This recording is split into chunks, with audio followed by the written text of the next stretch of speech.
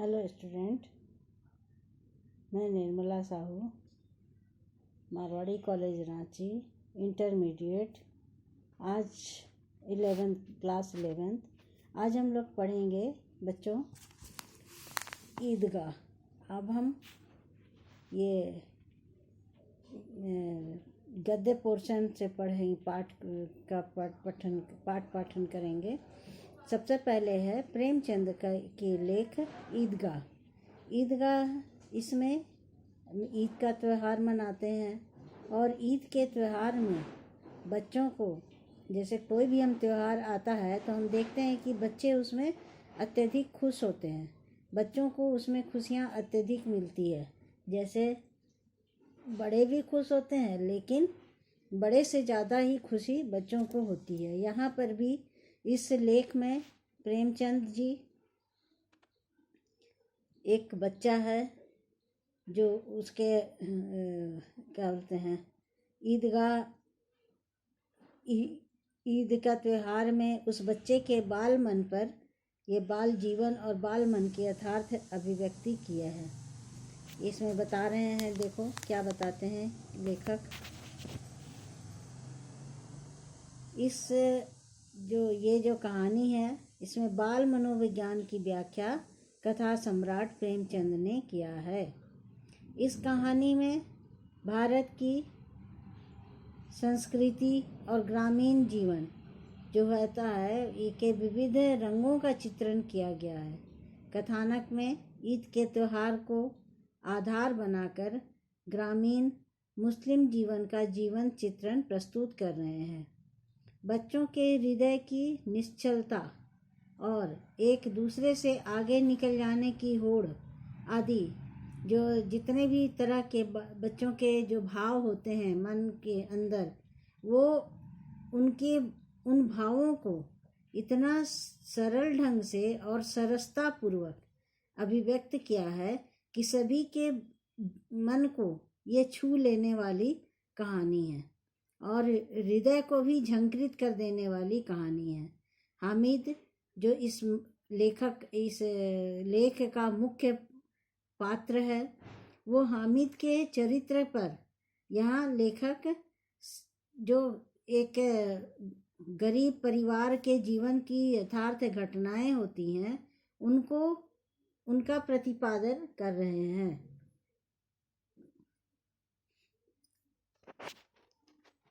वो कहते हैं इस लेख में कि अभाव के कारण घर में जैसे आर्थिक कठिनाइयाँ होती हैं किसी घर में, तो उस घर में एक अभाव होता है। अभाव, हर चीज़ का अभाव वहाँ पर प्रदर्शित होता है और उस अभाव में छोटे बच्चे जो अभी खेलने खाने की उम्र होती है, लेकिन कितनी जल्दी अपनी जो उनके अंदर बड़ों जैसी समझदारी आ जाती है, किस प्रकार से वो जैसे जैसे बच्चे में समझदारी आने लगती है, वो उसी का वर्णन यहाँ पर ही लेखक कर रहे हैं। अब ईद में हम सभी देखते हैं कि मेले लगते हैं और सभी ईदगाह पर जाते हैं, कोई अपने नमाज को पढ़ने के लिए, और वहाँ मेले भी लगते हैं। मेले में हर कुछ की दुकानें होती हैं, मिठाइयों की दुकान, लोहे की दुकान और भी तरह तरह की खिलौने, खाने खेलने की वस्तुएं और साथ ही झूले वगैरह भी लगते हैं। तो उन मेलों का यहाँ पर, मेले का, ईद में लगने वाले मेले का यहाँ पर जिक्र लेखक कर रहे हैं। लेखक कहते हैं क्या, देखो, लेखक कहानी का आरंभ ईद की एक सुबह से किया है। गाँव में सर्वत्र खुशी का माहौल है और सब जगह ईदगाह में जाने की तैयारियां लोग कर रहे हैं। लड़के सबसे ज़्यादा प्रसन्न होते हैं। लड़के यहाँ पर बच्चों को कहा गया, बच्चे जो होते हैं वो सबसे ज़्यादा प्रसन्न होते हैं, चाहे रोज़ा रखे या ना रखे। और उनके लिए तो ईद का दिन जो होता है वो बहुत ही महत्वपूर्ण दिन होता है और वो खुशी का दिन है जो कि आज आ गई है। बच्चे के पास जितने पैसे हैं वे उन्हीं से खुश हैं। चाहे वो उनके पास अधिक पैसे हैं तो भी खुश है, जिसके पास कम पैसे हैं वो भी खुश है। लेकिन जल्दी जल्दी ईदगाह के मेले में जा कर के उसे खर्च करने का, लोग कुछ खिलौने खरीदेंगे, कुछ खाना खाएंगे, कुछ झूले पर चढ़ेंगे, इत्यादि इत्यादि जो भी उनके मन में समझ में आएगा वो उस पैसे को खर्च करना चाहते हैं। जैसे कि सभी सभी गांव में बच्चे रहते हैं, गार्जियन होते हैं, वो गार्जियन अपने अपने बच्चों को कुछ कुछ पैसे दे देते हैं कि जाओ आज मेले का दिन है तो अपनी मन मुराद पूरी करो। महमूद के पास 12 पैसे हैं और मोहसिन के पास 15 पैसे, लेकिन सबसे अधिक है तो उनके पास ज़्यादा पैसा, लेकिन सबसे अधिक प्रसन्न है हामिद, जिसके माता पिता नहीं हैं, परंतु वह अपनी दादी की आंखों का तारा है। आंखों का तारा कहते हैं कि बहुत प्रिय होता है, जिसको जो कि बहुत प्रिय होता है उसको आंखों का तारा कहा जाता है। उसे आशा है कि उसके माता पिता उसके लिए अच्छी अच्छी चीज़ें लेकर आएंगे, इसलिए वह खुश है। उधर अमीना अपनी कोठरी में बैठी रो रही है। आज ईद का दिन है और उसके घर में एक भी अनाज का दाना नहीं है। और यहाँ लेखक ने बाल मन की उत्कंठा और उत्सुकता और वृद्ध की चिंता की सजीव अभिव्यक्ति की है। अभी अमीना को चिंता है कि वह भरी दोपहरिया में बिना जूते के हामिद मेले में कैसे जाएगा, और उसके पाँव में कहीं छाला पड़ गया तो मैं क्या करूँगी। पैर में छाले की भी चिंता है उस अमीना को। अमीना कौन है? अमीना उसकी दादी है, और दादी को अपने पोते से काफ़ी प्यार है, हामिद से काफ़ी प्यार है। हामिद भी अपनी दादी को उतना ही प्यार करता है जितना उसकी दादी उससे प्यार करती है। अब देखो यहाँ पर अब घर में उसके पास पैसे खाने को नहीं है, और सिर्फ उसके पास 8 आना, मात्र 8 अन्नी बची हुई है। और जबकि उसने कई लोगों से कुछ उधारी भी लिए थे, तो सभी आज उधारी के लिए भी उसके पास तगादा कर रहे हैं। तो यहाँ अब हामिद को केवल वो 3 पैसे ही उसमें से देती है, क्योंकि उसके पास और भी कुछ करने को है के लिए है। देखो यहाँ पे कवि में लिखा है, आपके पुस्तक में लिखा हुआ है, देखिए एक जगह, अभागिन अमीना अपनी कोठरी में बैठी रो रही है। आज ईद का दिन है और उसके घर में दाना नहीं। आज आबिद होता तो क्या इसी तरह ईद आती और चली जाती। इस अंधकार और निराशा में वह डूबी जा रही है। किसने बुलाया था इन निगोड़ी ईद को। इस घर में उसका काम नहीं, लेकिन हामिद, उसे किसी के मरने जीने से क्या मतलब। इसके अंदर प्रकाश है, बाहर आशा। विपत्ति अपना सारा दलबल लेकर आए हामिद को कि आनंद भरी चितवन उसका विध्वंस कर देगी। यहाँ लेखक बहुत ही सुंदर चित्रण प्रस्तुत कर रहे हैं। ग्रामीण मुस्लिम परिवार में ईद की बहुत ज़ोर ज़ोर से, कहीं पर भी ईद की तैयारियां बहुत ज़ोर शोर से लोग करते हैं। नए कपड़े पहनते हैं, सेवइयाँ आती हैं, घर में सेवइयाँ मिठाइयाँ बनती हैं, और लोग एक दूसरे को सेवई मिठाई भी देते हैं। तो यहाँ पर कह रहे हैं कि महत्वपूर्ण ये त्यौहार, ईद का त्यौहार जो होता है वो मुस्लिमों में एक महत्वपूर्ण त्यौहार के नाम से जाना जाता है। मुस्लिम बहुत अच्छे तरीके से इस ईद के त्यौहार को मनाते हैं। नए नए कपड़े पहन करके सभी ईदगाह में जाते हैं और सभी एक दूसरे से गले मिलते हैं, नमाज अदा करते हैं, गले मिलते हैं और ईश्वर का धन्यवाद करते हैं। तो यहाँ पर भी एक जो हामिद है, उनका जो बच्चा है, पोता, वो उनको उस बच्चे को पैसे और नहीं, घर में पैसे हैं कि नहीं है, लेकिन उससे कोई फ़र्क नहीं पड़ता। लेकिन हामिद की यहाँ पर पूरे यहाँ जब ईद का दिन आता है तो पूरे गांव में उत्साह होता है। और लेकिन अमीना जो है, जब वो उसका बेटा चला जाता है, अमीना का बेटा, वो खुश हो जाती वो अमीना का बेटा नहीं है, और अपनी गरीबी के कारण वह सोच रही है कि ईद ना ही आती तो अच्छा रहता, क्योंकि गरीबी के कारण वह अंधकार और निराशा में डूब चुकी है। अमीना को लगता है कि घर में जो त्यौहार आ गया तो हम किस प्रकार से खुशी मनाएंगे और कैसे हम बच्चों को, अपने बच्चे हामिद को खुश रखेंगे। अब वो सोच रही है कि इस गरीब घर के लिए तो पर्व त्यौहार ना ही आए तो अच्छा है। हर कोई माँ बाप का यही सोच होता है। फिर अमीना के घर में तो गरीबी का राज है, यहाँ ईद को आने की ज़रूरत नहीं। वह सोचती है इस घर में ईद ना ही आती तो अच्छा रहता, क्योंकि बच्चे जो हैं, बच्चे को पर्व त्योहार की खुशी अलग ही होती है। और इस ईद का इंतज़ार काफ़ी दिनों से वो लोग करते हैं। उस किसी भी बच्चे को किसी के मरने जीने से क्या फ़ायदा, क्या मतलब है। और तो हामिद को भी अपने पिता हैं नहीं है, उससे उसको कोई मतलब नहीं। अभी तो बच्चा है, उसको इतना ज्ञान नहीं है कि मेरे माता पिता होते तो हमारी खुशी के लिए वो भी बहुत सारी चीज़ें लाते या बहुत सारे पैसे मुझे देते कि मैं बाज़ार जा कर के उनके साथ अपने खुशी को शामिल करता और बहुत सारी चीज़ें भी खरीदता। लेकिन बच्चा जो ईद है, वो हामिद है, वह बहुत ही समझदार है। बच्चे का मन हमेशा आनंदित और उत्साहित रहता है, इसलिए हामिद के मन में भी अंदर ही अंदर वह प्रकाशित हो रहा है। प्रकाशित करने का मतलब कि वो अंदर ही अंदर वह खुश है, क्योंकि उसके मन में यह है कि उसके मन में कोई चिंता नहीं। भले ही उसका मन जो है वो निश्चल है।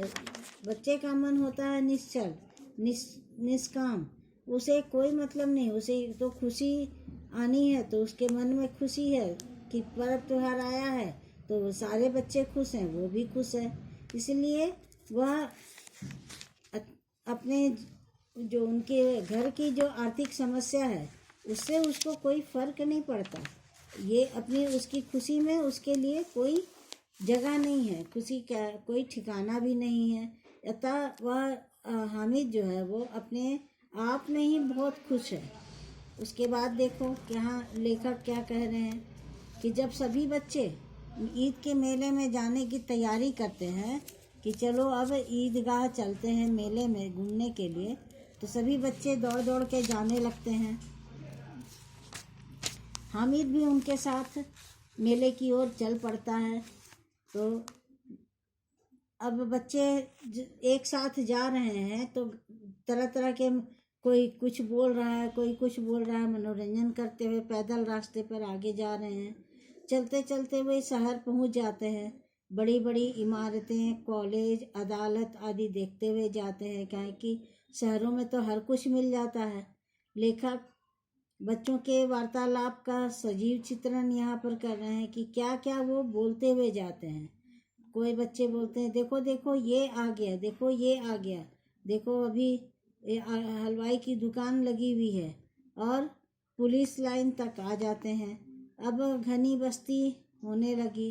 ईदगाह जाने वाली की टोलियां जो है वो सभी जमा हो के जा रहे हैं एक एक साथ। बहुत सारे लोग वो भी दिखने लगे, क्योंकि अब ईदगाह वहाँ से इन लोग बच्चे जहाँ पहुँचे थे वहाँ से काफ़ी नज़दीक था। अब ईद जो होता है, एक से एक लोग कपड़े खरीदते हैं, नए नए वस्त्र खरीदते हैं और भड़कीले भड़कीले वस्त्र पहनते हैं। कोई इक्के तांगे पर सवार होकर जा रहा है, कोई मोटर पर, कोई इत्र में बसे। सभी के दिलों में उमंग को, अपने अपने कपड़ों में भी लोग इत्र लगाए हुए हैं, उनके कपड़े अलग से सुगंधित हो रहे हैं। सहसा ईदगाह नज़र आता है। नज़र आने वाले आकर पीछे की कतार में खड़े हो जाते हैं। यहाँ धन और पद नहीं देखा जाता है। इस्लाम की निगाह में सब बराबर हैं, क्योंकि सब एक दूसरे को नमाज अदा करने के लिए गए हैं। वहाँ एक नमाज अदा करने गए हैं, इसलिए सब एक के पीछे एक लाइन पर खड़े हो जाते हैं। यहाँ ऊंच नीच का कोई भेदभाव नहीं है, कौन गरीब है कौन अमीर है उससे कोई फर्क नहीं पड़ता। सभी एक के पीछे एक खड़े हो जाते हैं। हामिद भी गांव वालों के साथ में जब जाता है तो वह भी पिछली पंक्ति में खड़ा हो जाता है। अब नमाज खत्म होती है और आपस में सभी गले मिलने लगते हैं। उसके बाद मिठाई और खिलौनों की दुकानों पर लोग जा पहुंचते हैं कि अब ईद नमाज अदा हो गई, अब हम सभी को खाना है। कुछ कुछ खाने पर लोग खाने लगते हैं। हिंडोले पर महमूद, मोहसिन, नूरे और शम्मी बैठकर मजा लेते हैं। ये हिंडोला क्या है? हिंडोला होता है वो झूला। झूले पर सभी बैठे रहते हैं और उसका आनंद उठा रहे हैं सभी बच्चे। और हामिद क्या है कि उसके पास तो पैसे नहीं है, 3 ही पैसे उसकी दादी ने दिए थे, तो वह सबको दूर से ही खड़ा खड़ा देखता रहता है और अपने एक वह चाहता है कि वह सोचता है कि यदि मैं झूले पर झूलूंगा और वो पैसे तो सब निकल जाएंगे झूले पर ही, तो ये पैसे का कोई काम नहीं होगा, बढ़िया अच्छा काम नहीं होगा। फिर सभी बच्चे आगे बढ़ते हैं और खिलौने खरीदने लगते हैं। तरह तरह के खिलौने बाजार में बिक रहे हैं, हर चीज़ मिल रही है। वहाँ मिट्टी के खिलौने भी हैं। तो हामिद सोचता है कि मिट्टी के खिलौने तो हैं, वो टूट जाएगा, उसका रंग भी फीका, जो रंग से रंगा जाता है वो रंग भी उतर जाएगा। ऐसे खिलौने किस काम के? बच्चे खिलौने खरीदकर अपने खिलौनों की प्रशंसा करने लगते हैं। हामिद उन खिलौने की भी निंदा करता है। क्यों? क्योंकि वह बोलता है कि खिलौने तो घर जाते जाते वक्त तक ही टूट जाएंगे, मिट्टी, क्योंकि ये मिट्टी के खिलौने हैं, इनका कोई काम नहीं। और जैसे मान लो कि वो पिस्तौल भी है, तो पिस्तौल भी तो वो जो है वो खिलौने का ही है, वो कोई सही पिस्तौल तो है नहीं, और वो गिरी और टूटी। तो उसके बाद खिलौने के बाद सभी हलवाइयों की दुकान की ओर बढ़ते हैं। लोग जिनके पास जितने पैसे हैं उसके हिसाब से लोग अपने अपने तरह तरह की मिठाइयाँ भी खरीदते हैं, खाने लगते हैं। अब हामिद को बच्चा ही है, उसके भी लालच तो आएंगे, किसी को खाते देख कर के वो भी, उन्हें भी लालच तो होगा ही। लेकिन क्या है कि हामिद मिठाई को दूर से ही देखता रहता है और सब बच्चे जो है, बच्चों की आदत होती है जैसे वो चिढ़ाने की कि अरे हम लोग तो मिठाई खा रहे हैं, तुम भी खा लो, चाहे या तुम्हें क्या मिठाई अच्छी नहीं लगती है, ऐसे कुछ बोल रहे हैं। हामिद मिठाइयों की भी निंदा करता है। वो सोचता है कि यदि मैं मिठाई खा लिया और ये पैसे उसे दे देंगे तो सारे चीज़ व्यर्थ हो जाएंगे। यहाँ पर देखो लेखक कहते हैं घर में एक काम की चीज़ हो जाएगी। वो हामिद क्या सोचता है उसके बाद कि हामिद सोचता है कि यदि हम कोई अच्छी चीज़ खरीद लें, जो मेरे को हम दादी ने पैसे दिए 3 पैसे, यदि मैं उससे कोई काम की वस्तु खरीद लूँ तो घर में कोई काम आ जाएगा। तो वह सभी खिलौने की क्या फ़ायदे हैं या मिठाइयों की क्या फ़ायदे हैं, कह रहा है कि व्यर्थ में पैसे बर्बाद हो जाएंगे। यदि मैं मिठाई खाता हूँ तो थोड़ी देर के लिए खुशी होगी, लेकिन मैं ये पैसे बर्बाद हो जाएंगे। फिर बोलता है कि खिलौने को तो कोई आँख उठा कर भी नहीं देखता, या ये जो खिलौने हैं वो घर पहुँचते पहुँचते ही टूट फूट कर बराबर हो जाएंगे। और फिर वो एक लोहे की दुकान में जाता है। लोहे की दुकान से एक चिमटा वो पूछता है दाम कितने हैं, और वहाँ जब वो दाम, चिमटा का भी दाम पूछता है, तो चिमटा की दुकान जब रखा हुआ है तो चिमटा की दुकान पर वो पूछता है, तो चिमटा की दुकान में वो कहता है कि उसका कि 5 पैसे दाम है। लेकिन हामिद वहाँ रुक जाता है क्योंकि उसे चिमटा लेना था। वह देखता था कि उसकी दादी रोटी जब बनाती है तो हाथ से वो सेंकती थी, तो हाथ उसके जल जाया करते थे। इससे हामिद को बहुत अंदर ही अंदर दुख होता था, और उस दुख को वह उसके हृदय में एक घर कर गई थी। तो वो दुख को बांटने के लिए वो चिमटा खरीदता है, और हामिद उसको मिठाई की दुकान के बाद वो चिमटा लेकर के घर जब सभी चिमटा, तो वो सभी हंसने लगते हैं, बच्चे जो होते हैं वो उसके चिमटा को देख करके हंसने लगते हैं। तो यहाँ पर ये इतना लोग उसकी मजाक उड़ाने लगते हैं बच्चे सब। तो बच्चे का मजाक उड़ाना उसको अच्छा नहीं लगता, लेकिन हामिद सोचता है कि वह अगर चिमटा ले जा करके दादी को दे देगा तो दादी कितनी प्रसन्न होगी, और उसकी उंगली भी कभी नहीं जलेगी, क्योंकि वह चिमटा से हाथ से ही कोई आग मांगने आता था। पहले तो गांव के घर होते थे, मिट्टी के घरों में, जैसे कि मिट्टी के घर में चूल्हा लकड़ी जलता था, गोईठा जलता था, तो उससे खाना बनता था। और उस खाने के दरमियान लोग कहते थे कि वो जब हाथ जल जाता, आग मांगने आते थे। कितने घरों में अगर दिया सलाई नहीं है तो लोग अपने घरों में आग जलाने के लिए आग मांगने आते थे, और उस आग जलाने के लिए वह जब मीना हाथ से ही आग उठा करके देती थी तो उसके हाथ जल जाते थे। इसलिए वह आग चिमटा खरीदने का अपने आप को ये करता है कि मैं तो चिमटा ही खरीद के ले जाऊंगा, क्योंकि इससे दादी खुश हो जाएगी। वह दादी का भी ख्याल उसके मन में एक बसा हुआ था। उस दादी का ख्याल उसको आते ही वह चिमटा खरीद लेता है। अब खिलौना भी वो सोचता है खिलौना से क्या फ़ायदा है, वह तो टूट फूट के बराबर हो जाएगा, और चिमटा तो जो है वो चीज़ ठोस चीज़ है, वो कभी टूटेगी नहीं, और माँ के जो दादी की हाथ भी नहीं जलेगी। कितना काम की चीज़ है। वो सोचने लगता है कि रोटियां तवे से उतार लो, चूल्हे में सेंक लो, कोई आग मांगने आए तो झटपट चूल्हे से आग निकाल कर दे दो। अम्मा बेचारी को कहाँ फुर्सत है कि बाजार जाए, और इतने पैसे भी तो नहीं होते, रोज हाथ जला लेती है। उसके साथ ही शरबत पी रहे हैं। हामिद उनके चटोरपन की निंदा करता है। वह कहता है कि तुम लोग सिर्फ अपने ही खुशी देखते हो, दूसरे की खुशी नहीं देखते। वह अपने हर मन को, यहाँ पर लेखक उसके हर इच्छा को, जो वो अपनी इच्छा को इतना दबा रहा है, उस इच्छा को भी यहाँ पर लेखक प्रस्तुत कर रहे हैं कि कितना वह उसके अंदर बड़े जैसी भावनाएं हैं।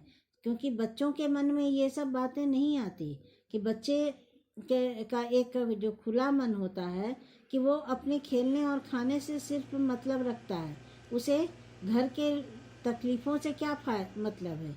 तो इस तरह से वह अपने आप को उनके आगे वो समझता है कि मैं अपना जो भी कर रहा हूँ, मैं वो अच्छा काम कर रहा हूँ। यह कल्पना करके वो बहुत खुश होता है कि अम्मा जो है वो चिमटा देखते ही दौड़कर उसके हाथ से ले लेगी और कहेगी, मेरा बच्चा अम्मा के लिए चिमटा लाया है, और हमें खूब प्यार करेगी, खूब दुआएं देंगी। फिर पड़ोस की औरतों को दिखाएंगी, सारे गांव में चर्चा होने लगेगी, हामिद चिमटा लाया है, कितना अच्छा लड़का है। इन लोगों के खिलौने पर कौन इन्हें दुआएं देगा। बड़ों की दुआएं सीधे अल्लाह के दरबार में पहुंचती है और तुरंत सुनी जाती है। मतलब कि जब बड़े हमें आशीर्वाद देते हैं तो वो आशीर्वाद हमारे लिए बहुत ही कारगर होती है।